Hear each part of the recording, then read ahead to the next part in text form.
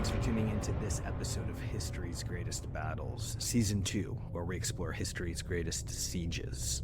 If you know somebody that enjoys this genre of history, please share the podcast with them. Under the icy grip of the harsh New England winter in 1775, British troops sat entrenched within a city cut off from the land around them.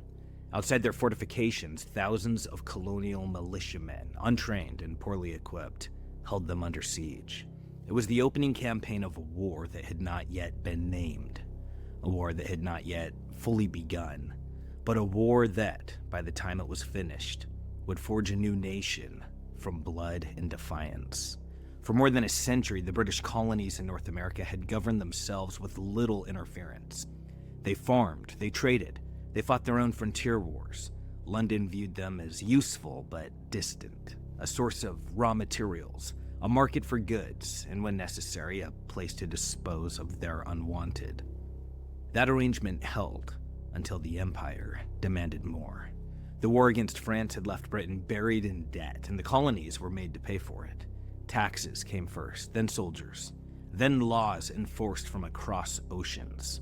The Americans resisted. When protests were met with steel, rebellion became inevitable. This siege was the first true contest of that war. On one side, the finest army in the world, well-trained, well-disciplined, commanded by officers who had fought on the battlefields of Europe. On the other, a force held together by little more than anger and American belief. The British should have broken them. By every rule of warfare, they should have crushed the uprising before it even had a chance to grow. But that's not what happened. The outcome of this siege shaped what came next. It influenced the strategy of war, emboldened the cause of independence, and proved that a colonial army, if properly led and hardened by experience, could stand against the British power. More than that, it sent a message, not just to Britain, but to the world at large. This was no riot. This was no minor insurrection. This was a war, and it would be fought to the end. The echoes of this campaign did not fade with time. Its lessons defined the war that followed. Its consequences reached far beyond the battlefield, shaping the nation that would rise from the conflict.